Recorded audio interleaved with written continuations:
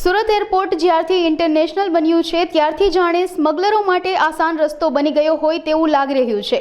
હીરા અને સોનાની થતી દાણચોરીના અવનવા કિમિયા સ્મગલરો દ્વારા લગાવવામાં આવતા હોવાનું સામે આવ્યું છે। ત્યારે દુબઈથી સોનાની પેસ્ટ બનાવીને થતી દાણચોરીનો વધુ કેસ એક ઝડપાયો છે, જેમાં સ્મગલરો દ્વારા ગોલ્ડની પેસ્ટ આ વખતે સુટકેસના નીચેના ભાગે લેયર બનાવી દેવામાં આવ્યું હતું, જેથી કોઈનું ધ્યાન ન જાય। જોકે એસઓજી દ્વારા એરપોર્ટની બહારથી જ ગોલ્ડ સ્મગલિંગ કરતી ગેંગને ઝડપી લેવામાં આવી હતી। તેની પાસેથી એક કાળા કલરની સુટકેસ જપ્ત કરવામાં આવી હતી।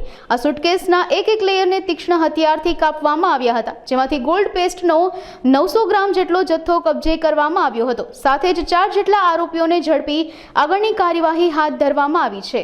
પોલીસને લગભગ 15 દિવસથી એક બાતમી હતી કે સોનાની મોટા પાયે દાણચોરી જે છે એ સુરત એરપોર્ટથી આવીને સુરતની અંદર ઘૂસાડવાનો પ્રયત્ન ચાલી રહ્યો છે। તો એ બાબતે એસઓજીની ટીમનું વર્કઆઉટ ચાલુ હતું। એ દરમિયાન 7/7ના રોજ અમને માહિતી ચોક્કસ મળી કે આજે રાત્રિની ફ્લાઇટમાં આજે સોનું છે એ પ્રવાહી સ્વરૂપમાં સુરતમાં આવનાર છે અને તે જહાંગીરપુરાની શિવમ હોટલ છે ત્યાં એની ડિલિવરી થવાની છે સાયણ રોડ ઉપર।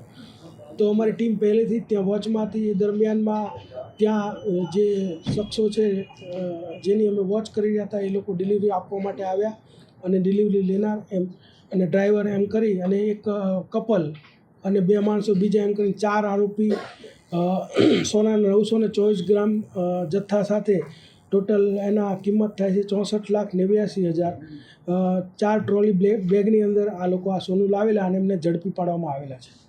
અગાઉ જે અત્યારે પ્રારંભિક જે અમે પૂછપરછ કરી તો એક જે સાકિત અબ્દુલ સમદ બેમાત છે કે જેને આ રોકાણ હતું પૈસાનું, એણે 3 મહિનાથી આ પ્રવૃત્તિ કરી રહ્યો એવું માલુમ પડેલું છે, પરંતુ ડિટેલમાં અત્યારે અમારી તપાસ જે છે એ ચાલુ છે।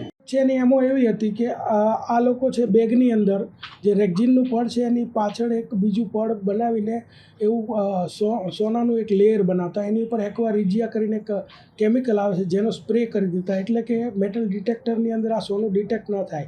ચોક્કસ બાતમી હોય તો જ આ સોનું પકડી શકે, બાકી કોઈ આ પકડાવાનો ચાન્સીસ હતો નહીં।